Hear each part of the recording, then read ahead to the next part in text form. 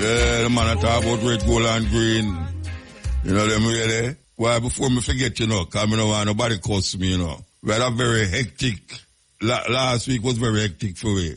We went to Florida, Miramar to Kaleka Award, Rebel, one you look Tony Rebel, Judy Moat. Wonderful gathering, well presented. So I you look the vice mayor of Miramar, and we can say that the Jamaican them colonize Florida, like how them colonize Brooklyn and Bronx and Queens. Colonization in reverse, Miss Lou call it.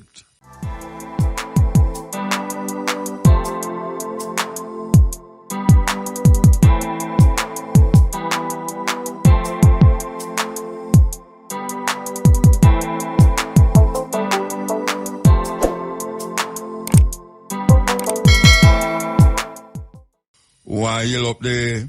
All of the ones them were in the immigration area, customs area, we come from Jamaica. We just make me just go through, take me out a long line and all of you there. We give thanks for that, you know. Yeah, take me out a long line. But the motor come, man. Can me go real road straight. It sweet me. Believe you me, it sweet me. But why heal up the lady where check me on when I come down the first time. Yeah, she was really nice to me. Give thanks. Then you know, say the argument about the Bob Marley movie come up right at the desk. And people there, they are wait for check on. And we was engaged in argument about the movie. But why heal up the brethren who drive me around? Well, a two brethren drive me around. Why heal up? Hey, believe you me, Florida not easy, you know. Hey, you know, say, for them the street them, I know them set the thing them, you know, it's like it well put together, like the grass well cut, the tree them in a line, the street not even like a bump upon the street, especially in Miramar there where it come like so there's a white people go really end them life of work. So them retire. It look like a retirement area where them just go sit down there and retire. May I tell you, man, everything set out, no little ruffle, lawn well cut, edging well cut and all them some there. But why heal up the people them who recognize the work where we are doing and say, boy, them appreciate it. And I tell them, say, I'm not going to remember them name, you know, them don't believe me, you know, I forget them name, but why heal them up, why heal up the ones them who, when we are come back at Jamaica, we heal so many people inside of the customs area there and stop and take so much picture of the customs area there that after a while it start to get ridiculous. Cause I don't know, people now have a camera craze. When you allow somebody to take a picture, you don't know which part the other one them are come from. But I tell you, why you up there, the ones them in the Jamaican immigration area, but I have a complaint about the immigration area there, you know. Them institute something where you must pull up a form in your phone before you come. That means, you know, if you know you're going to travel tomorrow, you know, you pull up the form all tonight from America there. Instead of you have the paper form, you do it on your computer. The problem with that, I don't know if it's a save time or it's for the government to keep a tab on you. Because I think they recognize that the paper thing kind of not steady. So them institutionalize this thing, I know, where you have to pull up it and go through your computer. You see when you have 200 people that come off a plane and I come through, and like say 50 of them have the farm full up in them phone, and the other 100 that had not have the farm full up, it's a problem. It's a big problem. I don't know how they're going to rectify that problem there, because it's not everybody computer savvy. For say, well, boy, right now, they're going to fill up the farm. How would people have to get somebody to fill up the farm in a them computer for them, in a them phone, so that cars are a gridlock from the plane door come right round to the immigration. And granted, say you don't have the long line in the forgot the immigration again. But you have the long line before you reach immigration, where everybody have to fill up them farm. The problem is, you know, if you have big finger like all me, you know, and you have press certain letter upon the on the computer, on your phone. The one where they're near, sometimes you press it, and the one where, like, you know, them have like certain letter near, certain letter you want to press E, and you end up and press all the R, and then you feel so you press the right thing, you know. And then when you're done, you realize, no, you never press the right. It's E, it's R you go press. You have to go back through the whole thing and find out which part the mistake there and start over, you know. You know what people stand up there, take their luggage and gone outside. One of the time, me was one of them. Me was one of them. And then them have some lady there, they help you still. Because after you done make all 4 or 5 mistakes, you say, so you can't bother. You have to go to one of them and them do it. But I don't know if it make sense. I mean, it makes sense to the government to keep a tab for you through the computer and have a database. But in terms of giving you the paper, make it just full it up. Them used to give it on the plane and say you full out the form before you reach immigration. Them no bother with no paper thing again. No paper trail them I work with. You know. Them I work with cell phone, computer. You full up that and you go through. And the same thing with immigration in America. First time when you go through there, you used to have paper. You don't have no paper again. As a matter of fact, I don't know if it's a me. I don't know. Well, I couldn't mean no. But what them do is you go through reach immigration. Them just tell you to start, put your face in front of the camera, click, and the man will be check the passport. Because when them don't look for me, I'm going to come forward. I'm going to come forward. We did mention about this arrangement with them about at the airport there with this form where you have to full up. Instead of them give the paper on the plane for full it up, you have to put it in your phone. You're supposed to have it in your phone. You go up on some app and then you put it in there and then you full out the form just like how you have full it out on the paper. And then when you go through now, it automatically go to the immigration woman where you usually go, we take the form, and it go to the immigration person also, the custom officer, where always check your luggage. So, why is it easier that we're there? If you don't know, and if you don't really savvy as it come on to your phone, sometimes it have you stand up out there very long. I try to fill up this form. I remember the first time I experienced it was St. Lucia last year. I never know say that I go on. I did ask my farm and the woman say, so the computer over there, so just scan the barcode there, so and fill it up. Trust me, and me last come out of the immigration area. Because every time me put in that thing, it not full up right. You know, the woman end up and give me back the farm for full out, you know. Me I said, then a farm me used to, you know, me still get used to the pressing the phone and do the thing right. But I find say a whole heap of people come out of the plane and get stuck. Yes, them just stand up out there and try to full out the farm in a them phone. Suppose your phone dead. Suppose your phone dead. You start. I suppose you full it up by your phone and then when you reach over here, your phone don't have no juice tonight. It's a weird thing, but I just say it go. I just say it go and we can't fight it. Trust me. If you can't change it, nobody try to fight it. Because this way it will go, and this way it there. You understand? So, we never do cutting it last week. Why, you know, Shana would do cutting it last week. Kabu.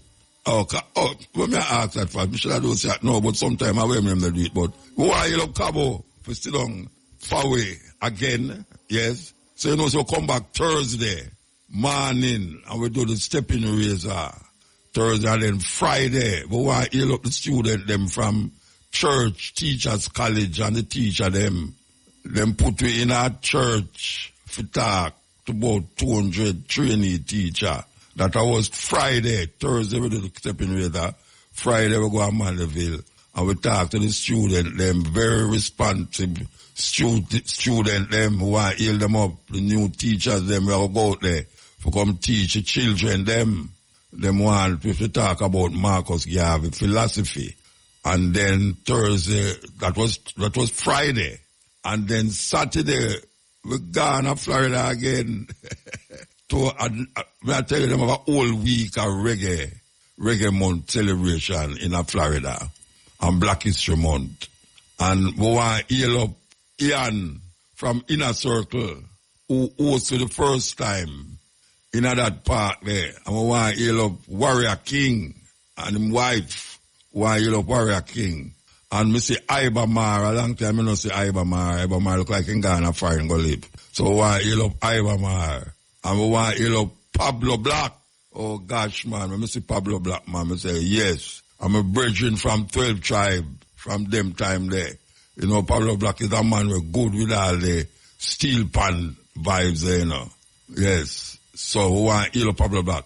And we were there, Saturday. Yes, we do the thing there with African organization who feature the works.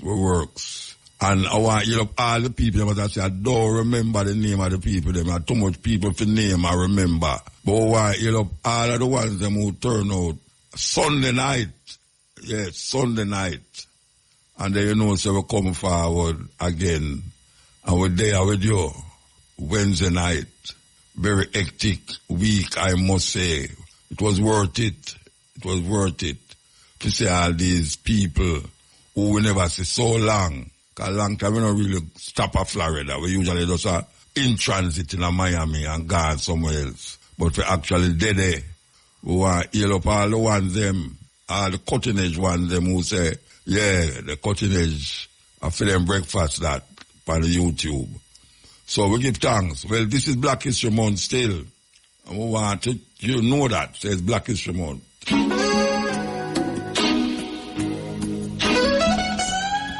We now, man, righteous people. Yeah, we're there with you on the cutting edge. Original music. We now, man. Righteous people. Righteous youth. Big tune.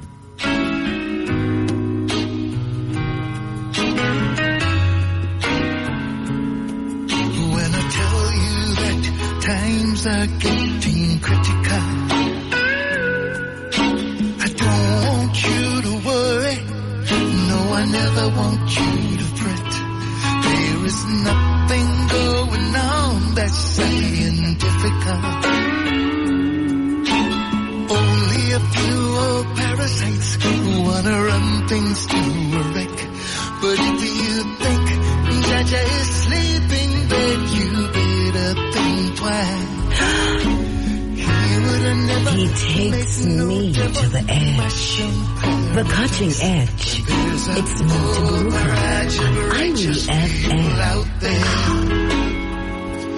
And we ain't giving up, no way. Yes, there's a whole barrage of righteous people in town. And we ain't going down. No, we never going down. No way. No way. Hear what I say.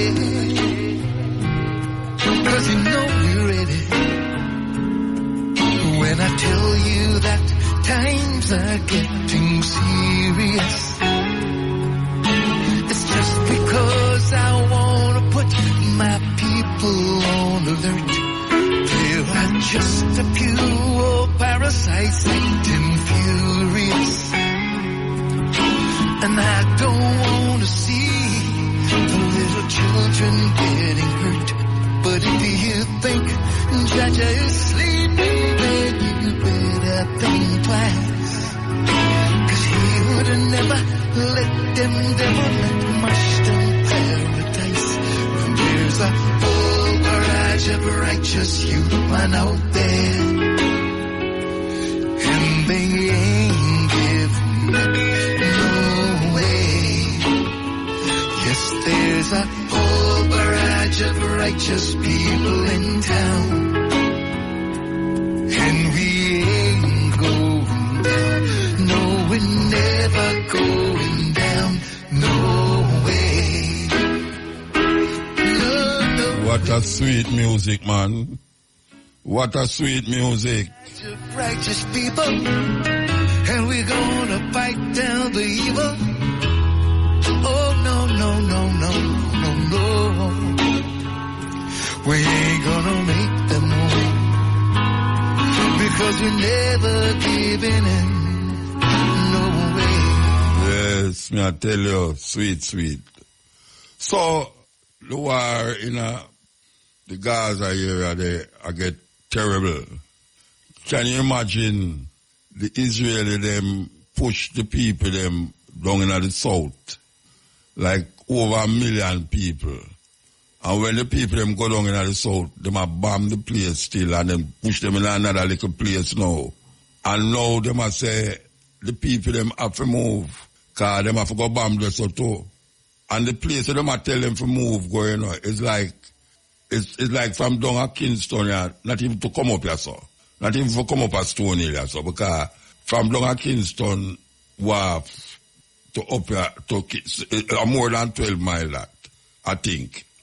Can you imagine you pack 1 million people in a 12-mile radius place and a drop bomb in the same time? A terrible thing a go on, you know. Terrible thing a go on. You see, I'll bind there now, kind of a softening mouth with certain things. But we want to play this clip, you know, it's a very important clip to the whole scheme of the thing and how Russia and China get involved with the whole thing, you know, because, you know, you have BRICS. BRICS is like NATO, but BRICS right now counteract NATO. BRICS is like Russia, China, India, Brazil, and South Africa. But now you have all the Arab, them are going to join it now. Venezuela, all them places, them are try diminish America's strength in the world. Why you listen to this clip? Listen.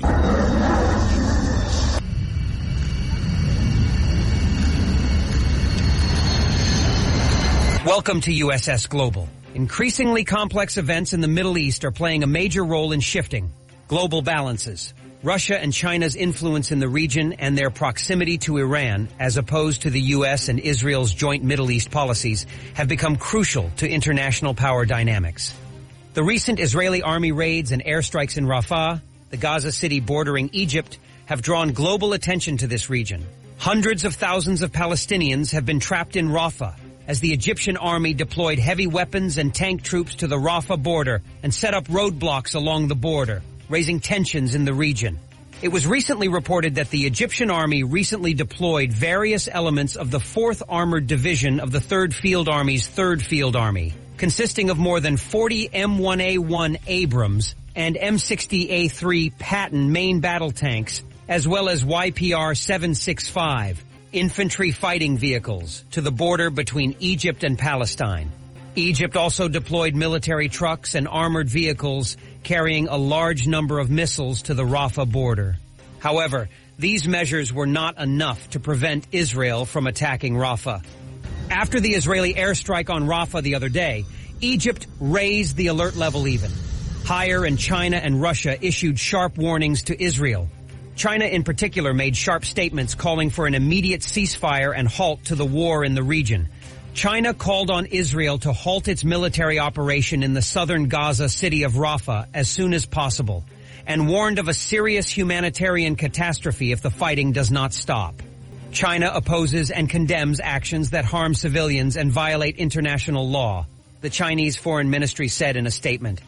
Israel should stop its military operations as soon as possible and make efforts to prevent civilian casualties and a more serious humanitarian catastrophe in the Rafah region. This statement from China may amount to an overt threat against Israel, especially given the relations between China and Iran.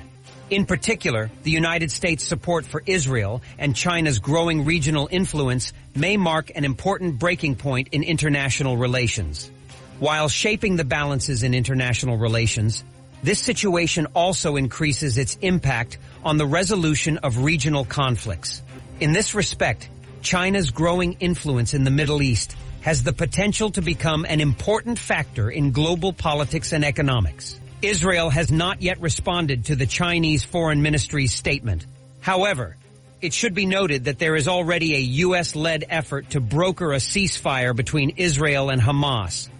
A member of Israel's war cabinet said on Sunday that Israel would launch a ground offensive on the Gaza town of Rafah if hostages held by Hamas are not released by the beginning of the Muslim holy month of Ramadan next month. Benny Gantz promised that the army would facilitate the evacuation of Gazan civilians in coordination with the United States and Egypt to minimize casualties. Israel is under intense pressure, including from some of its closest allies, to cancel the planned attack on Rafah, or at least ensure that civilians are allowed to leave in advance and are sent to safety. The Chinese position on the Israeli and Hamas conflict has become a strategic factor that could affect the balance not only regionally but also globally. China, seen as one of the global leaders, has recently raised expectations about what it will do concretely to address the growing tensions in the Middle East. The U.S. support for Israel has brought Middle Eastern countries closer to China. China, for its part, sees its involvement in the crisis in the region as a crucial opportunity to strengthen its image. China's active role in the Middle East is shaped by its strategies to gain access to the region's energy resources, trade routes, and increase its global influence. China's relations with Israel, Iran, Yemen, and the United States therefore play important roles in realizing these interests. China is investing heavily in Israel's high-tech sectors. Trade relations between the two countries are concentrated in the technology, healthcare, and agriculture sectors. Israel can be seen as a strategic partner for China in the Middle East, where Israel's technological capacity and regional position are critical in supporting China's regional and global interests. However, the alliance between China and Iran could negatively affect relations between Israel and China. Moreover, China's regional strategies are at odds with Israel and the United States, and China's stance towards Israel may harden as this war escalates. Iran is an important part of China's energy security strategy and is one of China's largest suppliers of crude oil. There is strong cooperation between the two countries, especially in the field of energy. China is also playing an important role in mitigating the effects of international sanctions against Iran. China supports Iran's integration into the global system by maintaining economic ties and investing in Iran. The U.S. operations in Yemen are therefore a major security concern for China. The instability in Yemen has had a negative impact on China's energy transportation routes. In particular, the instability in the Red Sea, through which much of China's trade passes, has caused considerable damage to the Chinese economy. But despite all this, China has been trying to project a positive image in the region by cooperating with the international community in the humanitarian crisis and reconstruction efforts in Yemen and providing tacit support to the Houthis. China's Middle East policy also plays an important role in its relations with the United States. Relations between China and the U.S. involve both competition and potential cooperation in their Middle East policies. China can be seen as a counterbalancing force to the U.S. military and political presence in the region. Therefore, China is positioning itself as an alternative to U.S. policies in the Middle East. By adopting a neutral approach to regional conflicts and promoting economic development, China aims to increase its influence in the region.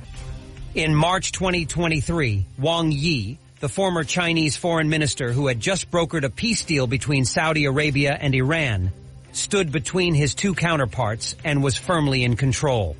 Wang had every reason to be satisfied. Not only had China done what many thought impossible, but it was the only country that could do it, or so the argument went. Relations between the two countries had been bad for a long time, but they both trusted China. The U.S. was focused on the security of the Middle East, but China was actually providing it. Wang's unexpected success was another sign of China's growing role in the Middle East. Yet for the last 4 months, the confident Chinese diplomacy of last March has been absent. As the Middle East descends into violence, there is no sign of Chinese mediation and little sign of real Chinese diplomacy, despite more than half a century of support for Gaza, more than a decade of close ties with Israel, and decades of close relations.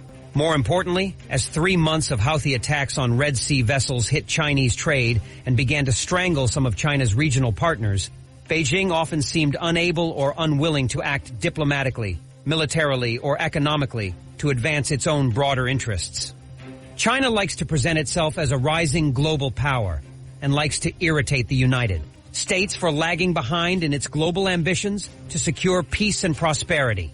Officials in the Middle East region have contrasted the warmth surrounding Chinese President Xi Jinping's summit in Riyadh in December 2022 with U.S. President Joe Biden's more tense meeting with the Saudi leadership in Jeddah 5 months ago. Saudi officials cited independent Western sources claiming that in the medium term, the region will move away from dictatorship and hegemony and into a phase of geostrategic balance and political justice through developmental Chinese influence. This is exactly the future China wants these states to embrace. Make no mistake, China sees the U.S. as its main strategic challenge, and everything else pales in comparison. What is surprising is how true this is. China's actions and inactions over the last 4 months show that despite decades of investment in the Middle East, Beijing's main regional focus continues to be undermining the U.S. While China has indeed become a regional player in the Middle East, it is still playing a highly self-interested game. The biggest reason for China's interest in the Middle East is energy. China first became a net importer of oil 30 years ago, and for most of the last 2 decades, China has accounted for almost half of the world's oil demand growth. During this period, about half of China's oil imports came from the Middle East. For China, reliance on the Middle East has been a permanent vulnerability. The U.S. has been the dominant security actor in the region for half a century, and many Chinese fear that in times of U.S.-China hostility, the U.S. could cut China off from its key energy supplies. Similarly, the Middle East is home to the Strait of Hormuz, Bab el-Mandeb, and Suez Canal shipping gateways, all vital for global trade. Many Chinese containers traveling to Africa, Europe, and even the east coast of the United States pass through these 3 routes. The U.S. Navy is currently prepared to protect all these gateways, but it can also block them. China's strategy has been to coexist with the U.S. rather than confront it. And 2, persuade countries in the region to develop Chinese relations alongside the U.S. About 10 years ago, China announced comprehensive strategic partnerships with Algeria and Egypt, and later added Saudi Arabia, Iran, and the United Arab Emirates to the list. It is no coincidence that last August, Beijing successfully lobbied for the last 4 to join the BRICS bloc, then made up of Brazil, Russia, India, China, and South Africa. This accounted for 4/5 of the total expansion. China argues that it aims to deepen its economic ties in the Middle East, boosting trade and development along the way. Middle Eastern countries have welcomed China's growing regional role. This is partly because China has freed them from Western liberalization pressures, and partly because China has given them an economic partner that values speed over strict regulatory certainty. They also see China as a rising global power, and after more than a decade of U.S. presidents declaring that Washington's core interests lie in Asia, it seems reckless for Middle Eastern states to fail to build a solid relationship with China. China's Middle East policy is also linked to the Belt and Road Initiative. This initiative aims to strengthen China's influence in the region by increasing infrastructure investment in the Middle East and develop trade routes through the Middle East to Europe. So, what do you think about this issue? Yes, you hear. It's about China and China wielding its influence in that part of the world. And here too, in the Caribbean. The problem with it is that meanwhile everybody was looking on Russia and America, then one was looking upon China and America. And now we say the Chinese, the Russians, the Brazilians, and now we say Iran, all of the so-called rogue, all of the rogue countries them is now joining BRICS. And NATO is left in the cold because the amount of things that Europe depend upon and America depend upon, the thing that them depend upon is found in Asia and Africa.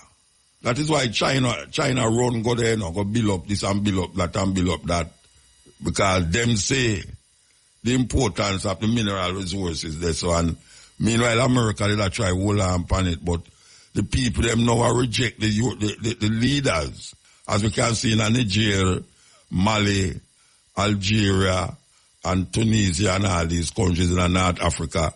We say the Africans them, and we say the South Americans them reject America, seriously reject America. The only place America have foothold in as strongly now is some Caribbean island and in Europe. So them in a problem. Now we say America have fight some proxy war all over the place. them involved in a more war than any other country on the earth. America.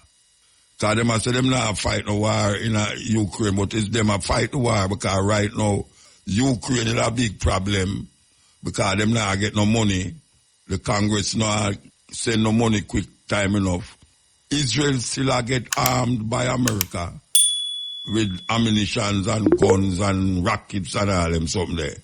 And we say in a Venezuela, in Guyana and all these places, in Haiti and some regions in Africa, I reject America. Seriously, I reject America. Seriously. So we have to really check where we're going. This war in Palestine, in the Gaza there, going to have some repercussions where we're not going to believe, say, that happen. Because we see it start already. Because look at all Yemen now. Yemen is a country where America and Saudi Arabia side together, you know, to devastate Yemen, you know. People dead in Yemen like, wow, you know. Some of the poorest people, them, starvation and all them things there, you know, it's caused by the Arab, them, Saudi Arabia and America, a bomb Yemen. And now we see the Yemenite, them and say, look here, no ship, we are going to Israel. We are going to allow to pass through the strait there, so for go up now the Red Sea there, for go up Israel there. Them have fire rocket at them like, wow. Them no care which ship from them say, you are going to Israel. Them have fire rocket and America, they don't know how to try to protect the ship them. But the man them start fire rocket at the American ship them now that America go bomb up some place down in Yemen there. And the government, the federal government has said, we never authorize America for go bomb nowhere in Yemen. So Biden have do that. Not to mention he must send ammunition. Them just veto an declaration against Israel. Them just veto it. And as a matter of fact, I think them and England is the only two countries where veto the thing about ceasefire. Because them are claim to them have them own thing go on to get a ceasefire going. But meanwhile, them have said that, them still are send ammunition into Israel. Still are send ammunition into Israel. And it's a weird thing. Meanwhile, we are talking about that. It look like Ziggy Marley in a problem. Yeah, Ziggy Marley in a problem because a couple of years ago, him do a festival. Him do a festival for them says for the Israeli army. And him and some other artists come together and do this festival and get, out of the festival, them get $60 million to contribute to the Israeli army, IDF. And now we see them have him on a show in New Zealand. And them have a petition against Ziggy to take him off of the festival because of him alliance with this company that was doing concert to give the Israeli army. And you know, say right now it's a big thing. It's a big thing for really anybody that support the IDF, Israeli Defense Force, when them have got so much wickedness in the country in Gaza. So we don't know how that will pan out with Ziggy, because the people them other man against him. This concert was done before the war started, you know. So we're going to see how that will work out. So we're going to continue the journey, you know. We're going to continue the journey. This is, we want to play a clip by Farrakhan. We played years ago on the Stepping Razor about America involvement in the overthrow of legitimate governments in the world. I have a clip about it where them just make a new one about America involvement in the overthrow of legitimate governments, because it don't toe for them line. But I'm going to play the Farrakhan one because the Farrakhan one more, you know, it have more things in it to listen to. You know, it have more things. So I'm going to play that. But meanwhile, Meanwhile, I make a play this and find that.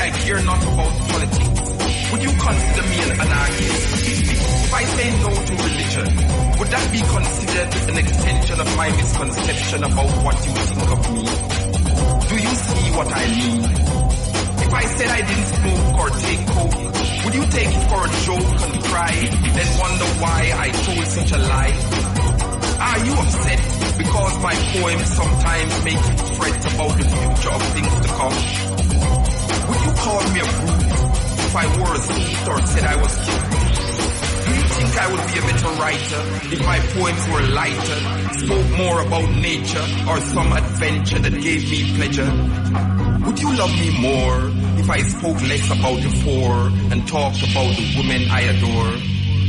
Now, after listening to this, are you looking for a twist or just another rhyme in the next line? The solutions that you seek will not be in the streak of a pen or even 10 line of mine. The problems are the same, but don't blame me because I see that part of reality that pains and stains the heart. I came into this life with neither guns or knives. I made no laws with all its flaws about black and white and what's wrong from what's right. I speak, I write of what I see, of men holding men in slavery, of color, class and creed, of lust, envy and greed. So don't blame me when I speak, when I speak, when I speak, when I speak, when I speak. When I speak, when I speak, so don't blame me when I speak, you don't feel me. I did not create REFM, thought-provoking. Would you accuse me of causing a riot if I was quiet? Would you?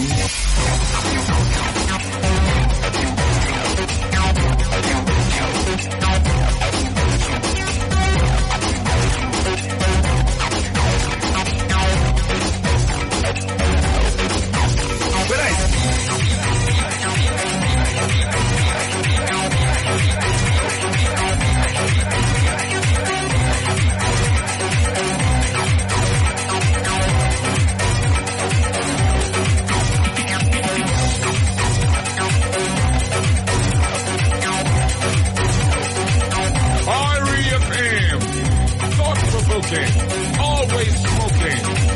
Lyrics like a bazooka. You are listening to Mutabaruka.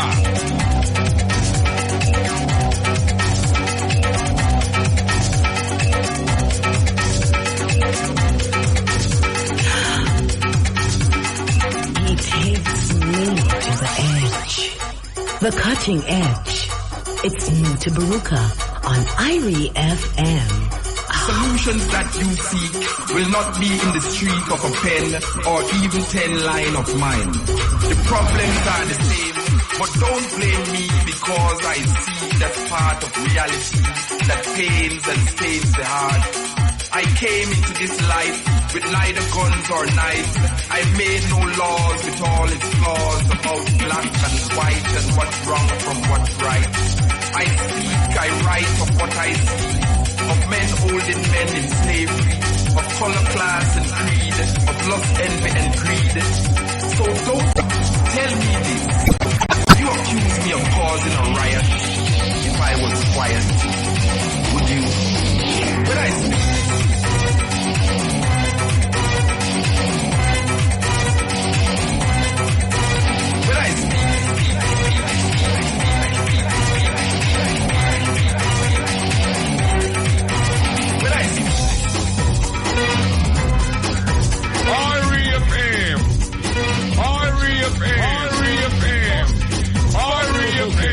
always thought-provoking, always like a bazooka, lyrical like a bazooka, Mutabaruka.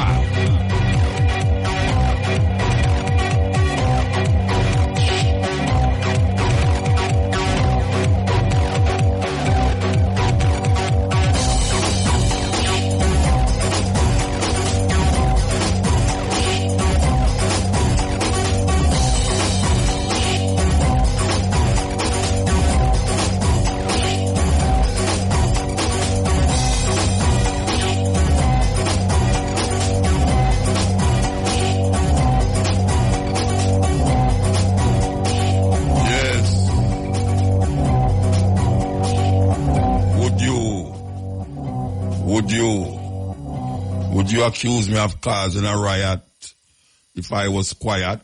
Would you?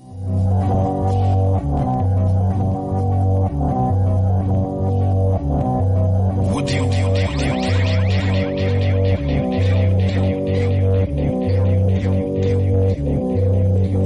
We have to ask the question. We really have to ask the question. Only the dumb envy the talkative. So suppose I did quiet, would you accuse me of causing a riot? Because, revolution mean change, People afraid of the word revolution. It just means change. And there's so much things that black people need for change. Yes. So much people get connected to white people thoughts and thinking and logics and religion and cultural expression.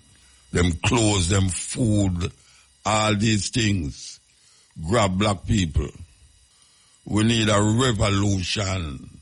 Marcus Garvey said, emancipate yourself from mental slavery. And not because you don't see no chain around your foot. You feel, say, so me I'm not a slave. See, me can't do what me want to do. You do what them want you to do. That is what you do what them want you to do. And right now, we see most black people get caught in that, doing what they want you to do, walking around like zombies. You don't know if you're going or coming. Keep doing the same thing the same way and expect to get a different result. And we know no logic's not going to be there. So, Black History Month still there with me.